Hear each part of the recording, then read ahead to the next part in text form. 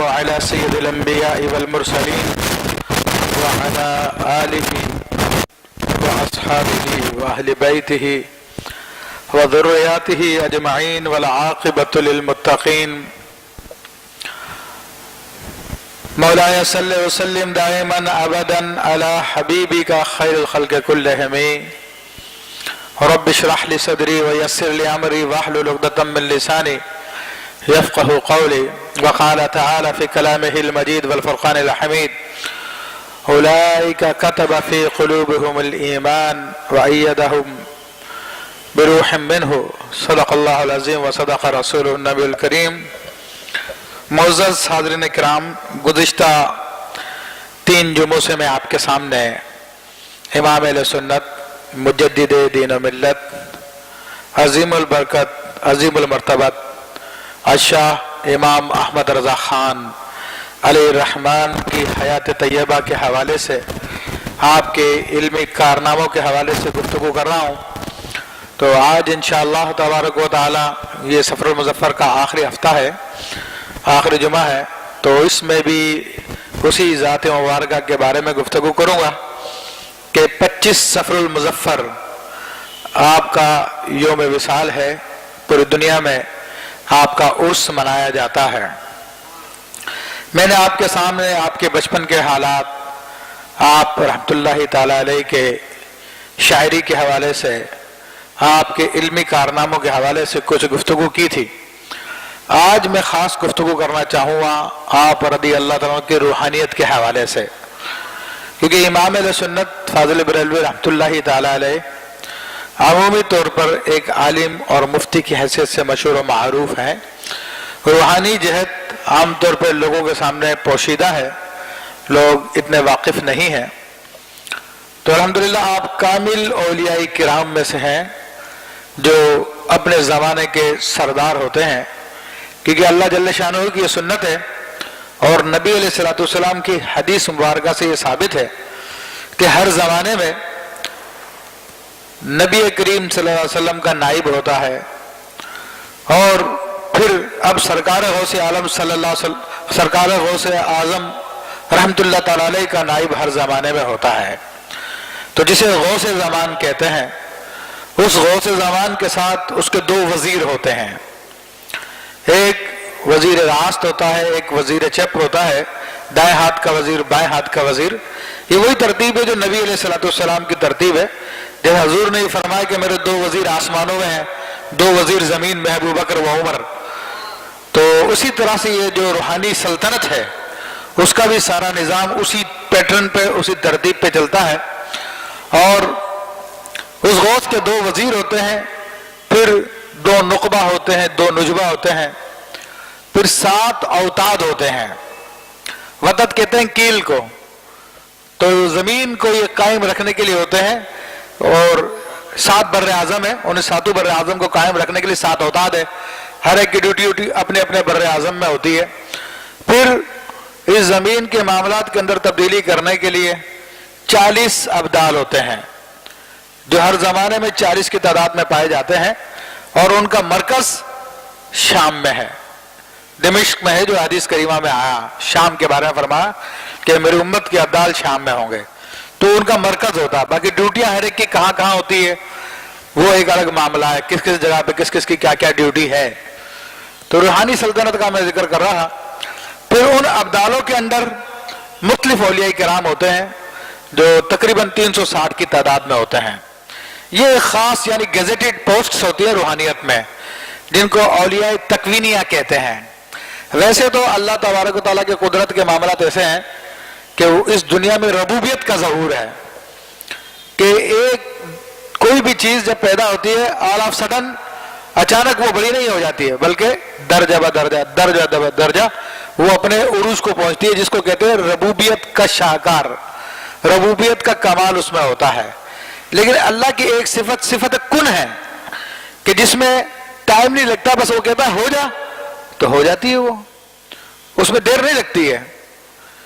تو یہ صفت کن جو ہے، اس کن کے تحت اولیاء کرام ہوتے ہیں جن کو میں نے ذکر کیا ہے کہ ان کے لیے نہ وقت کی کوئی قید ہوتی ہے، نہ فاصلوں کی کوئی قید ہوتی ہے، نہ ان کے لیے دور و نزدیک کا مسئلہ ہوتا ہے وہ اشارے میں جو چاہے کر سکتے ہیں، یہ اللہ کے خصوصی اختیارات ہوتے ہیں جو ان کو تفویض کیے جاتے ہیں، پھر وہ اللہ کے حکم کے مطابق سارے کے سارے معاملات کر رہے ہوتے ہیں۔ تو ہر زمانے میں یہ ہے۔ پھر اور بھی بہت ساری اقسام ہیں اولیاء کرام کی جو مختلف کاموں پہ معین ہیں۔ تو ان اولیاء کرام میں جو سب سے بڑا مرتبہ وہ غوث کا ہے، جسے ابن الوقت کہا جاتا ہے۔ پھر ایک دوسرا مرتبہ کا ہوتا ہے جو قطب مدار کہلاتا ہے، ابو الوقت ہوتا ہے، وہ اللہ جل شانہ سے فیض لیتا ہے اور قطب اس غوث کو تفویض کرتا ہے۔ یہ غوث پھر آگے مخلوقات میں وہ فیض تقسیم کرتا ہے۔ تو امام اہل سنت اعلیٰ حضرت فاضل بریلوی رحمۃ اللہ تعالی علیہ کے بارے میں علماء نے، اولیاء نے گواہی دی کہ آپ اپنے زمانے کے غوث ہیں۔ سید محمد کچوچوی رحمۃ اللہ تعالی علیہ کے دادا بڑے اولیاء کرام میں سے تھے، کچوچا شریف کے، وضو فرما رہے تھے۔ وضو فرماتے فرماتے اچانک رونے لگے۔ تو پوچھا گیا حضرت آپ کیوں رو رہے ہیں؟ فرمایا کہ میں نے دیکھا کہ ابھی فرشتے غوث وقت کی روح کو لیے جا رہے ہیں، کہ غوث وقت کا انتقال ہو گیا ہے، اور تھوڑی دیر بعد بریلی سے اطلاع آ گئی کہ سرکار اعلیٰ حضرت رحمۃ اللہ علیہ کا وصال ہو چکا ہے۔ تو یہ آپ کے ایسے معاملات تھے جن کی علماء نے بھی گواہی دی۔ اور پھر جبل پور کا آپ کا واقعہ بہت مشہور ہے۔ دیکھیں یہ جو اولیاء کرام ہوتے ہیں جن کو اولیاء تکوینیہ کہتے ہیں، یہ ہمارے تمہارے کام کے نہیں ہوتے، وہ جو کچھ کرتے ہیں اللہ کے حکم کے محتاج ہوتے ہیں۔ وہ کس وقت میں کس روپ میں کہاں ہو ان کا کوئی پتہ نہیں ہوتا، اور اگر آپ ان کو دعا کے لیے بھی کہیں گے تو دعا بھی نہیں کریں گے، کیونکہ وہ میں نے عرض کیا کہ وہ اللہ تعالیٰ کے حکم کے مامور ہوتے ہیں۔ جو ان کو کرنے کا حکم ہوتا ہے وہ کرتے ہیں، اس کے علاوہ کچھ نہیں کرتے وہ۔ تو یہ عجیب اللہ تعالیٰ کی حکمتیں ہیں، بڑے نظام ہے۔ اچھا پھر اولیاء کی دوسری جو اقسام ہوتی ہے وہ مخلوق کے لیے دعا بھی کرتی ہے، جو مسند ارشاد میں بیٹھے ہوتے ہیں وہ دعا بھی کرتے ہیں، سارے معاملات بھی کرتے ہیں۔ تو ان میں سے امام اہل سنت اعلیٰ حضرت فاضل بریلوی رحمۃ اللہ علیہ ایک مرتبہ جبل پور تشریف لے گئے۔ جبل پور آپ وہاں پر قیام کیا، زندگی میں پہلی مرتبہ آپ تشریف لے گئے تھے۔ تو آپ نے کہا کہ مجھے کسی سے ملنے کے لیے جانا ہے، تانگے والے کو بلوایا، تو آپ کا خادم آپ کے ساتھ تھا جس نے واقعہ بیان کیا۔ تو آپ نے تانگے والے کو ڈائریکشن دی، ادھر جاؤ ادھر جاؤ، ادھر مڑو ادھر مڑو۔ وہ کہہ رہا کہ میں زندگی میں پہلی مرتبہ تشریف لائے حضرت، میں حیران تھا کہ راستے کیسے پتا، کدھر جا رہے ہیں، کس کے پاس جا رہے ہیں۔ بہرحال ایک مندر کے سامنے جا کے وہ تانگا روکا، اس میں سے پھر ایک سادھو نکل کر آیا اور وہ اس سے کچھ بات چیت کیا آپ نے، اس کے بعد پھر آپ چلے گئے، کہا واپس چلو۔ تو میں نے عرض کی کہ حضرت یہ کیا معاملہ ہے، یہ ہندوؤں کا مندر ہے، اس میں سادھو بیٹھا ہوا، یہ کیا کر رہا ہے یہاں پر؟ کہا کہ یہ ابدال ہے، اس کی ڈیوٹی یہاں پہ لگی ہوئی ہے۔ تو کہا حضرت ابدال اس حال میں؟ کہا کہ آم کھاؤ پیڑ مت گنو، جو بتا دیا یہی کافی ہے تمہارے لیے۔ تو یہ ایسے ایسے عجیب و غریب معاملات ہوتے ہیں، اور یہ اللہ کی حکمتیں ہوتی ہیں۔ اس پر آپ حیران نہ ہو کہ وہ ہندوؤں کے مندر میں کس لیے بیٹھا ہوا، یہ اللہ جانتا۔ آپ کو معلوم ہے جب چنگیز خان نے حملہ کیا تھا بغداد پر، تو اس وقت شاہ محمد خارزم تھے غالباً، وہ ناصر الدین خارزمی، وہ اپنے لشکر کے ساتھ چنگیز خان کے مقابلے کے لیے آئے۔ تو چونکہ مسلمانوں کی حالت بہت خراب تھی اس وقت، آپس میں اختلافات میں لگے ہوئے تھے، اہل سنت کے راستے کو چھوڑ دیا تھا، دیگر معاملات میں الجھ گئے تھے۔ تو وہ حضرت ناصر الدین خوارزمی رحمۃ اللہ علیہ جب اس سے مقابلہ کرنے کے لیے اپنے لشکر کے ساتھ آئے، تو خود وہ نیک لوگوں میں سے تھے، تو انہوں نے دیکھا کہ سیدنا خضر علیہ السلام چنگیز خان کے لشکر کے ساتھ ہیں، اور کہہ رہے ہیں یا ایھا الکفرہ اقتلوا الفجرہ، اے کافرو ان فاجروں کو مارو۔ تو پھر ناصر الدین خوارزمی اپنے گھوڑے کو واپس لے گئے، اور اس کے بعد وہ کہاں گئے کسی کو نہیں معلوم، کدھر چلے گئے وہ۔ تو ایسا بھی ہوتا ہے کہ جب لوگ اللہ کی راہ کو چھوڑ دیتے ہیں تو اللہ دشمن کو ان پہ مسلط کر کر ان کو سبق دیتا ہے. تو آج ہمارے ساتھ جو کیفیت طاری ہے، جو ہم پر دشمن مسلط ہے، اس کی وجہ یہی ہے کہ یہ دشمن جو ہمیں مار رہا ہے تو اللہ سے غافل ہو چکے ہیں ہم لوگ، اور دنیا داری میں لگ چکے ہیں مکمل طور پر. اس وجہ سے پٹائی ہو رہی ہے. اس کو یہ مثال سے سمجھ لیں، پیٹ میں جب گڑبڑ ہو جاتی ہے اور زہریلا مادہ پیٹ میں پھیل جائے تو حکمہ اطباء اس کو مسہل دیتے ہیں، جس سے اس کو دست لگ جاتے ہیں، اور دست لگتے رہتے ہیں، وہ کمزور سے کمزور ہوتا چلا جاتا ہے، لیکن وہ حکمہ اس کو دست کو روکتے نہیں ہیں، بلکہ لگنے دو اس کو، جو زہریلا مادہ اندر سے نکلنے دو. وہ زہریلا مادہ نکلتا رہتا ہے، اور جب وہ بہت کمزور ہو جاتا ہے تب بھی نہیں روکتے، بلکہ اس کے معدے کی اصلاح کی دوا دیتے ہیں. پھر آہستہ آہستہ وہ پھر صحت مند ہو جاتا ہے. تو جس کو علم طب کا نہیں معلوم تو وہ تو کہے گا یہ تو طبیب ظالم ہے، یہ ظلم کر رہا ہے مریض کے اوپر، یہ کمزور پہ کمزور ہوتے چلا جا رہا، یہ دست پہ دست لگایا جا رہا ہے، لیکن پتہ نہیں کہ انجام اس کی بہتری کے لیے کیا جا رہا ہے.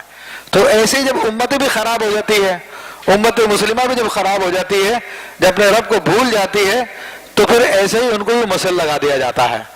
تو پھر ان میں قتال بھی کرایا جاتا ہے، ان کے اندر آفتیں بھی ڈالی جاتی ہیں، بلائیں بھی ڈالی جاتی ہیں، یہاں تک کہ وہ زہریلا مادہ نکلتا ہے.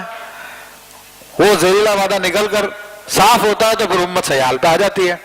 تو آج ہماری اس امت کے اندر جو زہریلا مادہ ہے وہ ظالم طالبان کے نام سے ہے.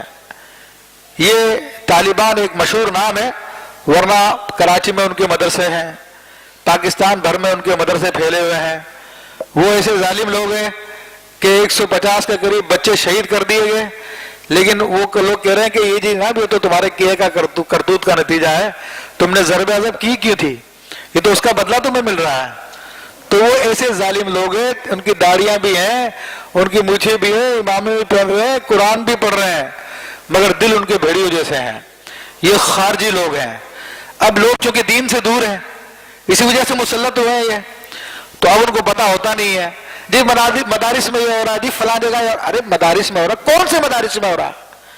آؤ دارالعلوم نہیں میں دیکھو، ایک گن بھی تمہیں ڈھونڈنے سے مل جائے تو تمہیں بتاؤ. وہاں پر انوار العلوم موجود ہے، یہاں پر صفا اکیڈمی موجود ہے، وہاں پر ایک چھری بھی مل جائے تمہیں تو بتا دو. وہاں پر مدارس نہیں، بعض لوگوں کے مدارس ہیں جن کے اندر یہ کام ہو رہا ہے، اور ان کو گورنمنٹ کی بھی سپورٹ رہی ہے اور باہر سے بھی ان کی امداد آ رہی ہے. تو بہرحال یہ ایک نیا موضوع، دوسری طرف نکل جائیں گے.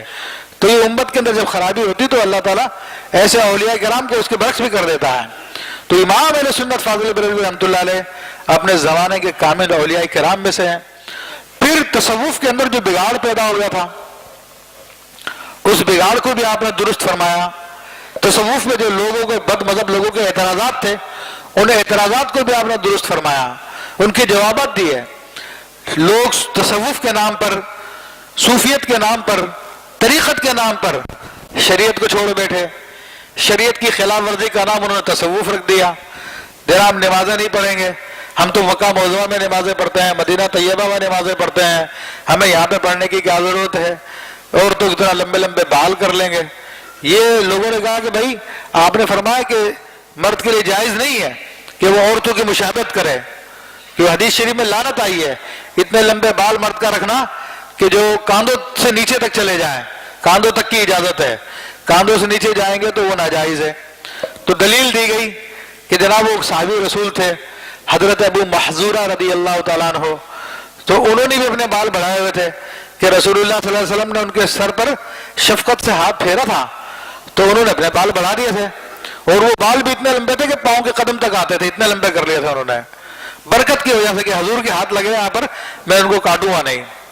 تو آپ نے فرمایا کہ سیدنا ابو محذورہ رضی اللہ تعالیٰ عنہ نے جو بال بڑھائے تھے، پورے سر کے نہیں بڑھائے تھے، صرف ایک لٹ تھی جہاں پہ سرکار دو عالم صلی اللہ علیہ وسلم کا دست مبارک لگا تھا، اس ایک لٹ کو آپ نے بڑھایا تھا، باقی سارے بال نارمل طریقے سے رکھا کرتے تھے.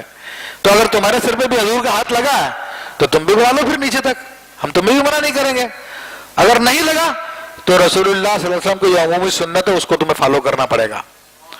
تو آج لوگ جاہلوں کو، ایسے صوفیوں کو، جو دین کی خلاف ورزی کرتے ہیں ان کو بڑا سمجھتے ہیں، جی بڑا پہنچی شخصیت ہے، وہ تو نماز کا اس کا ہوش نہیں ہے، شریعت کا کوئی ہوش نہیں ہے، دیگر بیٹھا گالیاں بک رہا ہے، یہ اس قسم کے معاملات ہیں۔ اور یہ میں آپ کو پہلے بتا چکا ہوں، اگر وہ اولیاء باطنیہ میں سے ہوا یا اولیاء تکوینیہ میں سے ہوا تو میرے اور آپ کے کام کا نہیں ہے۔ ویسے ہی وہ تو حکم الہی کا محتاج ہے، جو حکم ملے گا وہی کرے گا۔ اس کو حکم ملے مندر میں بیٹھ گیا وہاں بیٹھ جائے گا، اس کو حکم ملے چنگیز خان کے ساتھ لگ جا تو چنگیز خان کے ساتھ مل کر مسلمانوں کا قتال کرے گا۔ تو اس چکر میں لوگ چلے جاتے ہیں جناب کوئی ولی ہوگا چھپا ہوا، وہ آپ کا کام کا نہیں ہے۔ آپ کا کام تو صاحب شریعت کو پکڑنا ہے۔ تو امام اہل سنت وہ بھی اصلاح فرمائی۔ پھر پورا آپ کا رسالہ ہے کہ لوگوں نے کہا کہ جناب یہ ظاہری علماء کسی کام کے نہیں ہے، یہ باطنی علماء جو صوفی کہلاتے ہیں وہ بڑے کام کے۔ تو آپ نے رسالہ لکھا جس کا نام ہے مقال العرفا باعزاز شرع و علماء، کہ جو بڑے بڑے عارفین ہیں ان کے اقوال اس بات میں کہ شریعت افضل ہے اور علماء افضل ہیں، یہ نہیں ہے جو لوگوں نے سمجھ رکھا ہے۔ پھر جنید بغدادی رحمۃ اللہ علیہ کے حوالے سے، دیگر بزرگان دین کے حوالے سے آپ نے یہ اقوال پیش کیے کہ تصوف کے اندر بندہ اگر کسی مقام پر اپنے آپ کو پہنچتا ہے اور اس کے سامنے بہت ساری چیزیں آتی ہیں تو ان کی صحیح اور غلط کی بھی پرکھ کرنے کا حکم ہے۔ جنید بغدادی رحمۃ اللہ علیہ فرماتے ہیں کہ اس کو شریعت کے ترازو پہ تول کے دیکھو، اگر شریعت کے ترازو میں صحیح ہے تو اس کو لے لیا جائے، ورنہ وہ کشف مردود ہے، اس کو رد کر دیا جائے گا۔ تو بڑی تفصیل سے آپ نے لکھا، چونکہ میں نے آپ کو بتایا کہ اپنے زمانے کے غوث ہیں، صاحب کرامت ہیں، تو آپ کے زمانے میں جو فتنے کھڑے ہوئے تھے ان کے رد کے لیے آپ نے رد بلیغ فرمایا۔ قادیانیت کے رد میں 4 رسائل آپ نے تصنیف فرمائے۔ پھر دوسرا ایک فتنہ جو کہ فتنہ خوارج ہے، جو ہر زمانے میں مختلف نام سے پیدا ہوتا رہا، آپ کے زمانے میں پیدا ہوا، اسماعیل دہلوی اور اس کے متبعین۔ آج ہمارے یہاں پر اتنا وہ فتنہ پھیل چکا ہے کہ آج ہماری اپنی جانیں محفوظ نہیں ہیں۔ امام اہل سنت نے تو اس زمانے میں روکنے کی کوشش کی تھی اور اس زمانے میں روکا بھی، لوگوں کو خبردار بھی کیا، لیکن آج وہ ایسا پھیل گیا کہ آج ہمارے بیوروکریٹ میں وہ لوگ بیٹھے ہوئے ہیں، ہماری اسکرینوں پہ وہ لوگ بیٹھے ہوئے ہیں، ہمارے اخباروں میں وہ لوگ بیٹھے ہوئے ہیں اور بڑے کھلے کے ہاتھ دھڑلے کے ساتھ کہتے ہیں جناب میں تو مذمت نہیں کروں اس بات کی، جو بچے مار دیے گئے ہیں، جو لوگ شہید کیے جا رہے ہیں۔ تو پھر یہ نتیجہ نکلے گا، یہ جو لوگوں نے گونگی پہن لی ہے، اپنے اوپر پردہ ڈال لیا، کیا اختلاف کی باتیں کر رہے ہیں؟ اجی اختلاف کی بات ہے، یہ فتنے سے آگاہ کر رہے ہیں تمہیں، یہ فتنے ان کو نہیں قریب آنے دو۔ اور جب لوگوں نے نہیں مانا اس بات کو تو آج وہ گلی گلی میں پھیل گئے ہیں، گھر گھر پھیل گئے وہ لوگ، اور اس کا نتیجہ بھگتنا پڑ رہا سب کو۔ یہ سارا کا سارا اسی کا نتیجہ ہے میرے بھائیوں۔ تو یہ اسماعیل دہلوی، سید احمد بریلوی، اس نے یہ کام شروع کیا ہندوستان میں، اور پہلی مرتبہ اس نے فوج بنائی اور دلی سے وہ فوج لے کر چلا تھا اور یہ کہہ کر کہ میں سکھوں کے خلاف جہاد کرنے جا رہا ہوں۔ حالانکہ جب وہ پشاور کے علاقوں میں پہنچا ہے، آزاد قبائل میں پہنچا ہے، تو کسی سکھ سے اس نے جنگ نہیں کی، سارے کے سارے جو اہل سنت کے مسلمان تھے ان کے خلاف اس نے جنگ کی، اہل سنت کے مسلمانوں کو اس نے مروایا اور وہاں پہ لوگوں کو جو ہے بد مذہب بنایا، اپنے عقیدے میں داخل کیا۔ اور آج پھر وہ 200 سال سے ان لوگوں کو کوشش سے، یہ ہمارے جو سرحد کے آزاد قبائل کے یہ بارڈر کے جو لوگ ہیں یہ کٹر اہل سنت ہوا کرتے تھے، لیکن 200 سال سے ان کی محنت کی وجہ سے وہ لوگ تبدیل ہو گئے، انہوں نے اپنا نام اب کچھ اور رکھ لیا، اہل سنت کی وجہ اپنے آپ کو کچھ اور کہتے ہیں، لیکن اب بھی جاؤ تو ان کے گھروں میں نیاز فاتحہ ہوتی ہے کیونکہ پرانی رسم چلی آ رہی ہے۔ یہ سارے کے سارے معاملات تو اب اس علاقے کو سارے کا سارا خراب کر دیا۔ اب پاکستان میں جتنے فتنے آ رہے ہیں وہ انہی علاقوں کی طرف سے آ رہے ہیں۔ تو امام اہل سنت نے اس کی بھی سرکوبی کی، اس کے رد میں بھی متعدد آپ نے رسائل لکھے۔ اسماعیل دہلوی کی کتاب تقویت الایمان جو پہلی مرتبہ چھپی تو ایمان کو تقویت دینے کے لیے تھی نا، لیکن اس کو چھاپا کس نے تھا؟ وہ انگلش گورنمنٹ نے چھاپا تھا، اورینٹل پریس سے چھاپا تھا، وہ چھاپ کے پورے ہندوستان میں تقسیم کی گئی تھی کہ مسلمانوں کے اندر فرقہ بنایا جائے، اور فرقہ بنا دیا انہوں نے، اور آج طالبان اسی کی صورت ہے، وہی فرقہ ہے۔ تو بہرحال امام اہل سنت تو ان کی بھی سرکوبی فرمائی اور علماء اہل سنت آج بھی ان کے بارے میں بتاتے ہیں۔ پھر آپ کی روحانیت کے اعتبار سے بہت جد و جہد ہے، بہت کتابیں ہیں آپ کی، باقاعدہ اس کے اوپر بھی کتاب ہے آپ کی کہ یہ تصور شیخ جو کیا جاتا ہے، اس پہ لوگوں نے اعتراض کیا، اس کا جواب دیا، اور بہت سارے جو باتیں تھیں ان کے اوپر آپ کی مستقل تصانیف ہے۔ جہاں تک آپ کی کرامتوں کا تعلق ہے تو آپ نہایت ہی باکرامت ولی اللہ تھے، اور دین پہ عمل کرنے کا تعلق ہے تو نہایت سختی سے دین پہ عمل کیا کرتے تھے۔ آپ رحمت اللہ تعالی علیہ دین کے نام پہ کبھی دنیا کو نہیں کمایا کرتے تھے۔ آپ کا یہ مشہور واقعہ ہے کہ آپ تعویذ بھی لکھا کرتے تھے، لوگ تعویذ بھی لینے آتے تھے آپ کے پاس تو کبھی ان سے پیسہ پائی نہیں لیتے تھے۔ تو ایک آدمی آیا اور آ کر اس نے اعلیٰ حضرت رحمت اللہ کی خدمت میں ایک مٹھائی کی ہانڈی پیش کی جسے بدایوں پیڑے کہتے ہیں، بدایوں نہیں پیڑے۔ تو آپ نے اس سے فرمایا کوئی کام تو نہیں ہے آپ کو؟ ہو گیا نہیں حضرت کام نہیں ہے۔ تو آپ کام میں مصروف ہو گئے، ہانڈی پڑی رہی، پھر آپ نے تھوڑی دیر بعد پوچھا کوئی کام تو نہیں ہے؟ کہا نہیں حضرت میں تو زیارت کے لیے آیا تھا۔ پھر آپ کام میں لگ گئے، پھر تھوڑی دیر بعد آپ نے پوچھا کہ کوئی کام تو نہیں ہے آپ کو؟ کہا نہیں حضرت میں تو بس زیارت کے لیے حاضر ہوا تھا۔ آپ نے 3 دفعہ پوچھنے کے بعد ارشاد فرمایا کہ یہ ہنڈیاں مٹھائی کی گھر پہ بھجوا دو۔ گھر پہ چلی گئی، تھوڑی دیر بعد وہ آپ میں کہتا حضرت ایک تعویذ چاہیے تھا مجھے۔ آپ نے فرمایا کہ میں نے تم سے 3 دفعہ پوچھا تمہیں کام تو نہیں ہے، کام تو نہیں ہے، کام تو نہیں ہے، تینوں دفعہ تم یہی کہنے لگے کہ مجھے کام نہیں ہے۔ میں یہاں پر تعویذ بیچنے کے لیے نہیں بیٹھا ہوا، ہنڈیا منگائے واپس لے آؤ، اور اس کو مفت میں تعویذ لکھ کے ہنڈیا سمیت دے دیا اس کو کہ جاؤ لے جاؤ، میں اپنے اس تعویذ کے عوض میں یہ مٹھائی بھی تمہاری نہیں لینا چاہتا۔ خود آپ کے مریدین میں ایک جہانگیر نام کا تھا جو تیل کا کام کرتا تھا، تو اس سے ایک مرتبہ پوچھا کہ جہانگیر تیل کیا حساب ہے؟ کہ حضرت اتنا بڑا پیپا جو ہے وہ اتنے روپے کا لوگوں کو دیتا ہوں، تو اگر آپ لیں گے تو آپ کو اتنے کا کر دوں گا، ریٹ کم کر دوں آپ کے لیے میں۔ آپ نے فرمایا میرے لیے کیوں کم کر دو گے تم؟ میں دین نہیں بیچتا اپنا، جتنا تمام مسلمانوں کو دیتا ہوں اتنے پیسے مجھ سے بھی لو، کم پیسوں میں نہیں لوں گا تم سے میں۔ یہ احتیاط ہوتی ہے ان بزرگوں کی، اب یہی احتیاطیں ان کو اعلیٰ مقام تک پہنچاتی ہے۔ تو آپ رحمت اللہ علیہ کی کرامتوں کا معاملہ تو بڑی عجیب و غریب کرامت ہے، زندہ کرامت ہے، اب بھی موجود ہے۔ لاہور میں ایک شخص ہے، اس کا نام عبدالحمید ہے، پتہ نہیں کیا میرے ذہن سے نکل گیا۔ اس کی عمر ابھی تقریباً 125 سال کے قریب ہے، اور کئی میرے جاننے والے اس سے مل کر بھی آئے ہیں۔ کتابوں میں نے یہ واقعہ پڑھا تھا، بعد میں پھر ان سے بھی تصدیق ہو گئی کہ اعلیٰ حضرت رحمت اللہ علیہ کے زمانے میں ایک خاتون تھی، اس کا بچہ کم عمر تھا تو وہ نابینا ہو گیا تھا، تو وہ اعلیٰ حضرت کی خدمت میں بچے کو لے کر آئی کہ حضرت یہ اچانک نابینا ہو گیا، کچھ کیجیے۔ تو آپ نے اپنا جو رومال تھا جس سے آپ منہ وغیرہ پوچھا کرتے تھے وہ اس کی آنکھوں پہ رکھ دیا اور اس کو اٹھایا تو پھر بچہ بالکل صحیح ہو گیا، اور پھر آپ نے دعا کی اللہ اس کی عمر لمبی کرے گا۔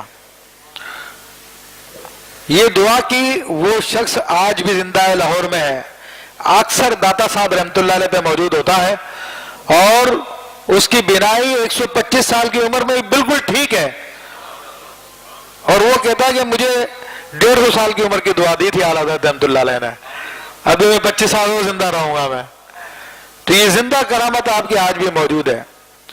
پھر آپ کی کرامتوں میں ایک یہ بھی آتی ہے کہ آپ کا ایک مرید تھا، اس کی ماں پہ جنات آ جاتے تھے، بڑا تنگ کرتا تھا، چھوڑتا نہیں تھا، بہت علاج کرایا، تو آپ کو عرض کی، آپ نے فرمایا آئندہ آئے تو مجھے بتانا۔ تو وہ پھر جب اس پہ جنات آئے اعلیٰ حضرت رحمت اللہ علیہ تشریف لے گئے، جن سے جا کے بات کیا آپ نے کیا معاملہ؟ اس نے کہا کہ مجھے مولا علی کی زیارت کرا دو، میں چلا جاؤں گا اور آئندہ کبھی نہیں آؤں گا۔ آپ نے فرما دیا کہ وہ آئندہ پھر مت آنا، اس نے وعدہ کیا کہ آئندہ نہیں آؤں گا۔ تو آپ کے پاس جو رومال تھا اپنا، جو عام طور پہ علماء کاندھوں پہ ڈالتے ہیں، آپ نے اپنے سر پہ رکھا وہ رومال، اور جب سر سے اٹھایا تو آپ نہیں تھے، کوئی اور چہرہ تھا، وہ مولا کائنات کا چہرہ تھا۔ جب جن نے وہ چہرہ دیکھا، اللہ اکبر یا رسول اللہ، جاری رہے گا۔ جب اس نے دیکھا تو اس کے بعد پھر کبھی نہیں آیا وہ جن، پھر آپ نے رومال ڈالا تھا، پھر آپ کا چہرہ تھا۔ تو یہ اولیاء تکوینیہ بھی تھے کہ جو چاہیں لمحوں میں کر لیں، اور ایک واقعہ نہیں ایسا، کئی واقعات ایسے. وقت کم ہے ورنہ پوری موٹی موٹی کتابیں لکھی ہوئی ہیں صرف آپ کی کرامتوں پر. ایک ایسا معاملہ کہ ایک بڑھیا آپ کی مریدنی تھی، اس کا میاں پوسٹ مین تھا، تو کوئی ڈاک میں کچھ ایسی گڑبڑ ہو گئی، جو شاہی ڈاک وغیرہ گم ہو گئی، انگریزی گورنمنٹ تھی، تو اس کے میاں کے لیے پھانسی کی سزا مقرر کر دی گئی. وہ بڑھیا آپ کے پاس آئی کہ سرکار اعلیٰ حضرت میرے میاں کو پھانسی کی سزا دے دی گئی ہے، تو آپ کچھ کیجیے. آپ نے فرمایا اللہ خیر کرے گا. چلی گئی بڑھیا، خوش ہو گئے. چلو پیر صاحب نے کہہ دیا. بہرحال وہ دن آ گیا جس دن پھانسی لگنی تھی، ابھی چند گھنٹے باقی تھے پھانسی لگنے میں. تو بڑھیا ناراض ہو کر آئی اور اعلیٰ کی بارگاہ میں حاضر ہوئی اور کہنے لگی جب اپنے پیر ہی کچھ نہیں کریں گے تو کوئی کیا کرے گا. اس کا بھی اعتقاد تھا اپنے مرشد سے، اور بلا شبہ جو اولیاء کاملین ہوتے ہیں جن کو اللہ کی طرف سے اذن ہوتا ہے تو وہ کرتے بھی ہیں. تو آپ نے پان کو کھاتے تھے، ہندوستان کا کلچر ہے یہ، تو آپ نے پان کی گلوری بنا کر بڑھیا کو پیش کی. کہا نہیں چاہیے مجھے، نہیں لوں گی پان میں. بڑھیا ناراضگی میں تھی. آپ نے کہا لے لیجیے، اس نے کہا نہیں لوں گی میں. آپ نے کہا بڑی بھی لے لیجیے، وہ آ گئے ہیں. بڑی بھی نے منہ میں پان دبایا، دوڑتی گھر پہ پہنچی تو میاں گھر پہ موجود تھا. اب کیا سبب بنا اس کا؟ حقیقتاً تو یہ تصرف ہوتا ہے اولیاء کرام کا، ظاہر میں کچھ اور ہوتا ہے. ظاہر میں یہ تھا کہ ملکہ برطانیہ کی تاج پوشی کی خوشی میں اس دن تمام قیدیوں کو معاف کر دیا گیا تھا، تو اس لیے اس کو بھی معاف کر دیا گیا. تو یہ ظاہری سبب تھا، لیکن حقیقی سبب کچھ اور تھا. اسی طرح آپ رحمت اللہ علیہ سے ایک شخص نے آگے تعویذ لیا کہ حضرت میری پان کی دکانیں چلتی نہیں ہیں. حالانکہ وہ کسی اور کا مرید تھا، لیکن چونکہ اس میں کوئی حرج نہیں ہے تو آپ نے اس کو تعویذ بنا کے دے دیا. وہ اپنے پیر صاحب سے بھی کئی تعویذ لے چکا تھا. پیر صاحب نے کہا تھا کہ بھائی ہمارا تعویذ تو تمہارے کام آ نہیں رہا، اعلیٰ حضرت سے جا کے تعویذ لے لو تم. تو وہ اعلیٰ حضرت سے تعویذ لیا. آپ نے فرمایا تعویذ لکھ کے دیا، کہا گلے میں رکھ لینا اپنے. اس کی دکان میں ایسی برکت ہوئی کہ پورا بریلی وہاں سے آگے پان کھاتا تھا. ہندوستان سے دیگر شہروں سے لوگ جو بریلی آتے تھے اس کا پان کھائے بغیر نہیں جایا کرتے تھے.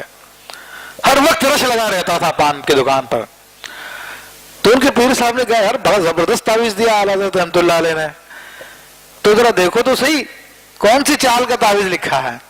کیونکہ پورا فن ہے یہ، اس میں پورے باقاعدہ چالیں ہوتی ہیں، پورے طریقے ہوتے ہیں اس کے بھرنے کے لیے، پوری سائنس ہی ہے پوری. اس میں کیا کہتے ہیں جیومیٹری ہوتی ہے اس میں پوری کی پوری، اور اس کے پھر کلمات ہوتے ہیں، اس میں محنت ہوتی ہے. تو بہرحال انہوں نے تعویذ منگایا اور کھول کے دیکھا کہ کون سی چال کا تعویذ ہے. ہمارا تعویذ نہیں لگ رہا تھا اور ان کا تعویذ کون سا لگ گیا. جب تعویذ کھول کے دیکھا تو اس کے اندر کوئی چال نہیں تھی، صرف اتنا لکھا ہوا تھا صاحبو پان یہاں سے خریدو. صرف اتنا لکھا ہوا تھا صاحبو پان یہاں سے خریدو. اور جب اللہ کے ولی سے حکم نکل جائے تو وہ کن ہی کی طرح ہوتا ہے اور لوگوں کے دلوں پہ حکومت کرتا ہے وہ، اور لوگ کشاکش چاروں چار چاہتے ہیں نہ چاہتے ہوئے بھی تو اس لوگ وہ کام کو کرنے لگ جاتے ہیں. تو یہ صاحب امر ہوتا ہے وہ ولی کہ جس کی زبان سے نکل جائے کن ہو جا تو اسی کی مثل ہوتا ہے.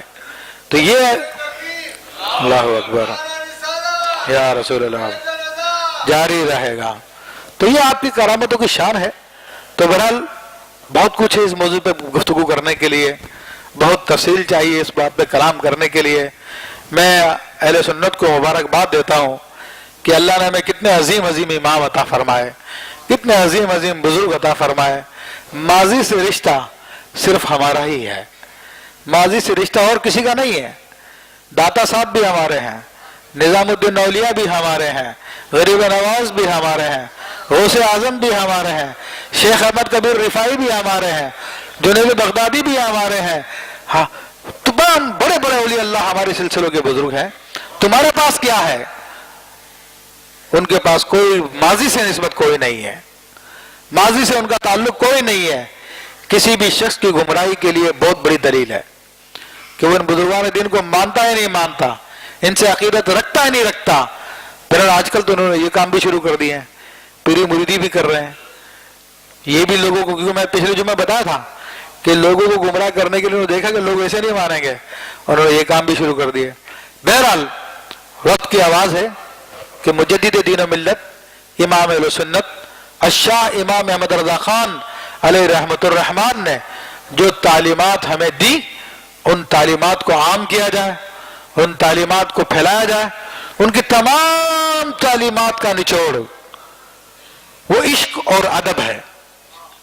तमाम तालीमात का निचोड़ इश्क और अदब है। अल्लाह से और उसके रसूल सल्लल्लाहु अलैहि वसल्लम से इश्क और मोहब्बत रखा जाए। आप फरमाते हैं खुदा की कसम, अगर मेरे दिल के दो टुकड़े कर दिए जाए तो एक पे ला इलाहा इल्लल्लाह लिखा होगा, दूसरे पे मोहम्मद रसूलुल्लाह लिखा होगा। तमाम तालीमात का निचोड़ यही है आपकी।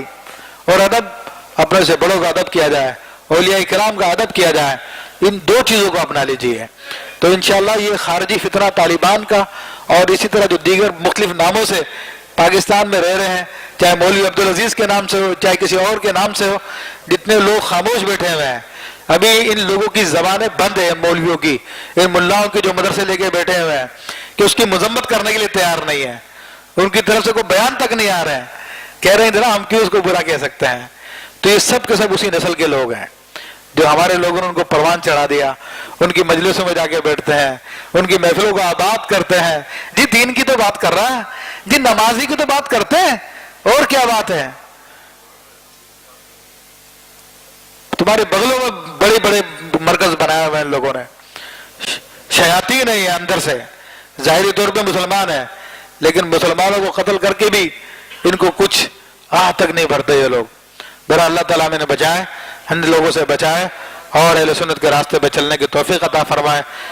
आमीन बिजाह नबी अमीन।